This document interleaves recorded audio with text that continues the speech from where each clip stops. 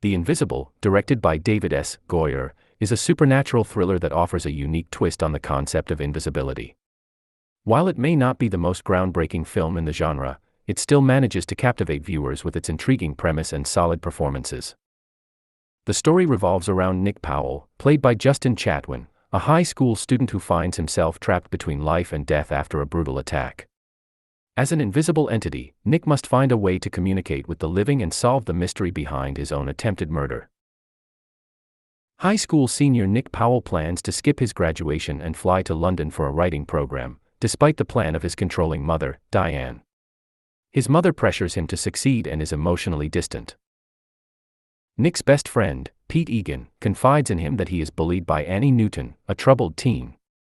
Nick attempts to step in on one such occasion, only for it to escalate into a physical confrontation. Annie's closest friends are violent thieves, and her boyfriend, Marcus, is on parole for similar violations. Nick tells Pete about his plans to leave for London and they say goodbye. Annie decides to rob a jewelry store across the street from where Marcus is stealing a car. Marcus reprimands her, and tries to take the jewels for himself, but Annie keeps them and pushes him to try to stop her. Believing Annie is out of control, Marcus tips off the cops. Annie is arrested and assumes that Pete is responsible because he saw her load the merchandise into her locker.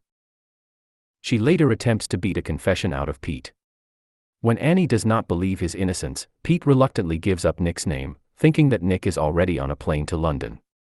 He is unaware that Nick gave his ticket to a girl at a party, having decided not to go.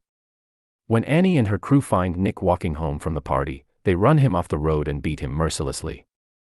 When Annie believes she has killed Nick, they dump his body into a sewer.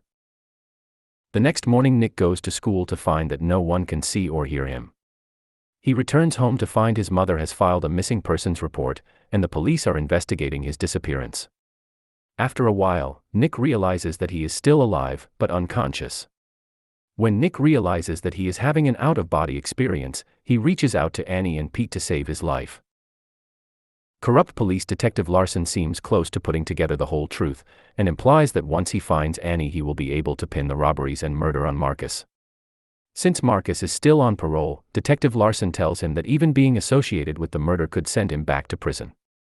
Marcus decides to get involved and kidnaps Pete, forcing him to lead him to Nick's body so they can move it to another location. He conspires to kill Annie and arranges to meet with her. Annie calls Pete to the meeting place as well, who is under surveillance by the police. Distraught, Pete pens a suicide note and takes an overdose of pills to commit suicide as Nick frantically watches, begging him not to do it.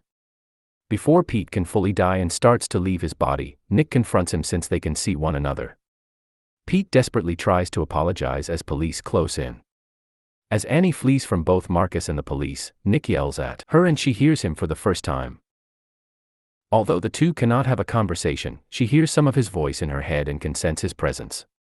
Annie feels her actions weighing on her conscience and stops to visit Nick's room to get a sense of who he is. The two realize that they were similar and, given different circumstances, the two could have been close. Diane catches Annie in his room, and she flees. She returns to the woods to find Nick's body, only to see that it has been moved. She confronts Pete and Marcus to learn the body's location. Marcus tells her, but shoots her in the stomach as she leaves. She shoots Marcus in return, and calls the police to tell them where to find Nick. Nick's body is found in a dam and is saved. After visiting him in the hospital, Annie dies from her wounds. After leaving the hospital, Nick meets Annie's younger brother, Victor, flying his model plane at the park.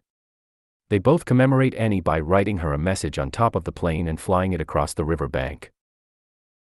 In conclusion, The Invisible is a decent supernatural thriller that may not break new ground but still offers an intriguing story and solid performances. While it may not reach the heights of some of its contemporaries, it manages to hold its own and provides an enjoyable viewing experience. Despite its flaws, The Invisible manages to engage viewers with its supernatural premise and strong performances. It successfully balances the supernatural elements with grounded human drama, creating a film that is worth a watch for fans of the genre.